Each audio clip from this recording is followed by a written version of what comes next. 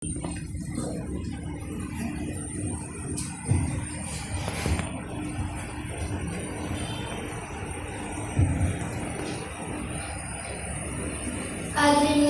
വൈദിക ശ്രേഷ്ഠർ, trustee, secretary, ഭരണസമിതി അംഗങ്ങൾ, പ്രിയ വിശ്വാസികളുടെ സംഘം, ഏവർക്കും വേഗമെന്നവനായ യേശുക്രിസ്തുവിന്റെ നാമത്തിൽ എൻ്റെ സ്നേഹമുണ്ട്.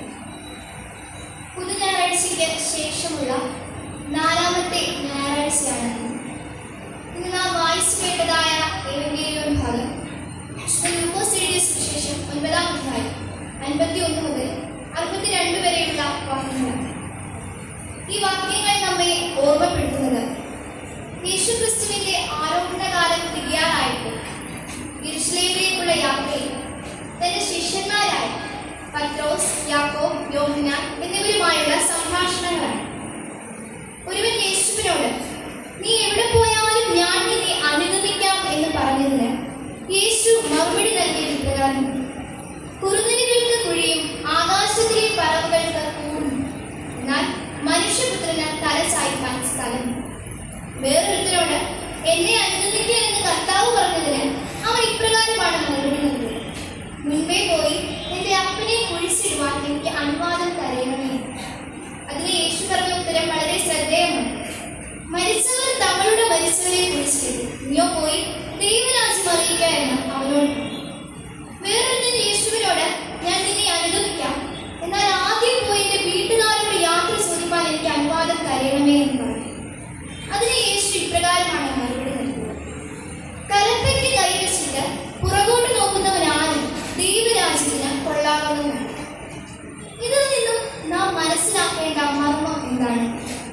നമ്മൾ ഭൂരിഭാഗം ജനങ്ങളും ഇന്ന് നമ്മുടെ ജീവിതത്തിൽ എന്തെങ്കിലുമൊക്കെ പ്രതിസന്ധി ഘട്ടങ്ങൾ വരുമ്പോൾ മാത്രം ദൈവത്തോട് കൂടുതൽ ചേർന്ന് നിൽക്കുകയും പ്രാർത്ഥിക്കുകയും, എന്നാൽ പ്രതിസന്ധി ഘട്ടങ്ങളൊന്നുമില്ല, വളരെ നല്ല ജീവിത സാഹചര്യങ്ങളൊക്കെ ആണെങ്കിൽ നമ്മുടെ എല്ലാ ആവശ്യങ്ങളും തിരക്കുകളും ഒഴിഞ്ഞതിന് ശേഷം സമയമുണ്ടെങ്കിൽ മാത്രം പ്രാർത്ഥിക്കുകയും ചെയ്യുന്ന ഒരു അവസ്ഥ. എന്നാൽ നമ്മുടെ കർത്താവ് നമ്മെ പഠിപ്പിച്ചിരിക്കുന്നത് നിങ്ങൾ സകലത്തിലും ദശാംശം കൊടുക്കുകയെന്നാണ്.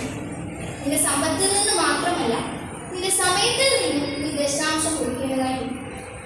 ഒരു ദിവസം 2.5 മണിക്കൂറെങ്കിലും നാം പ്രാർത്ഥനയ്ക്കായി മാറ്റിവെക്കുന്നത്.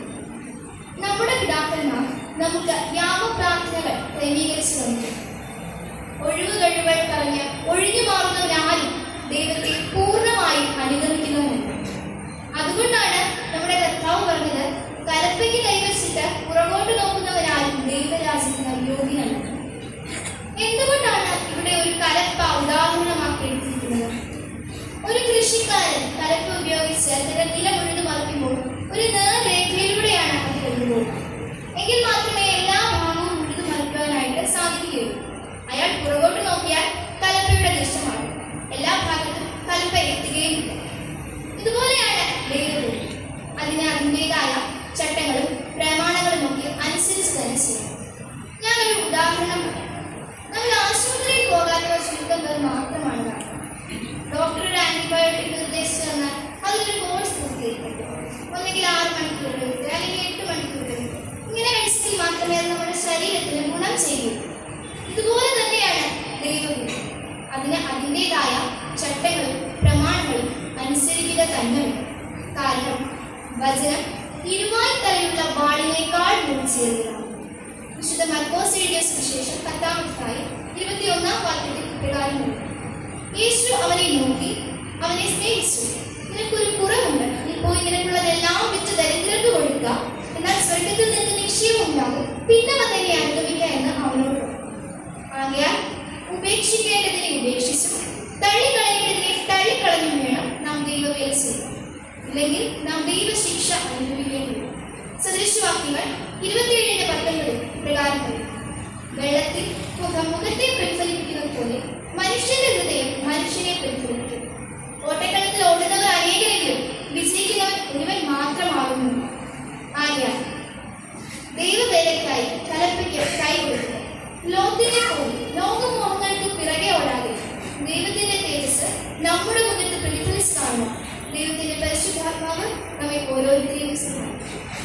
അടുത്തതായി ഞാൻ എൻ്റെ കർത്തവ്യത്തിലേക്ക് കടക്കുകയാണ്. MG ഭാഗമായിട്ടാണ് ഇന്ന് ഞാൻ ദേവാലയത്തിലേക്ക് കടന്നത്.